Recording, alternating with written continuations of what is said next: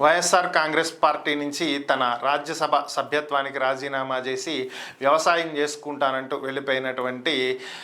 మాజీ ఎంపీ విజయసాయి రెడ్డికి సంబంధించి వైఎస్ జగన్మోహన్ రెడ్డి ఈరోజు కీలకమైనటువంటి వ్యాఖ్యలు చేయడం జరిగింది. విజయసాయి రెడ్డి తన పదవికి రాజీనామా చేసి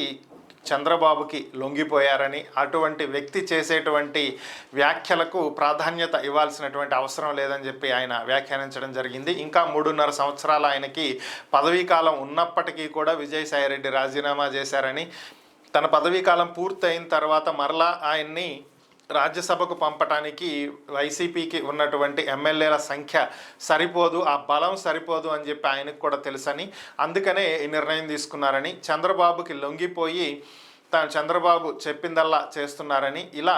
చేసేటువంటి వ్యక్తులు మాట్లాడేటువంటి వ్యాఖ్యలకు అంత ప్రాధాన్యత ఇవ్వాల్సినటువంటి అవసరం లేదని, నిబద్ధత విలువలు లేనటువంటి వ్యక్తులు అని చెప్పి జగన్మోహన్ రెడ్డి చాలా తీవ్రమైనటువంటి ఆరోపణలు చేయటం జరిగింది.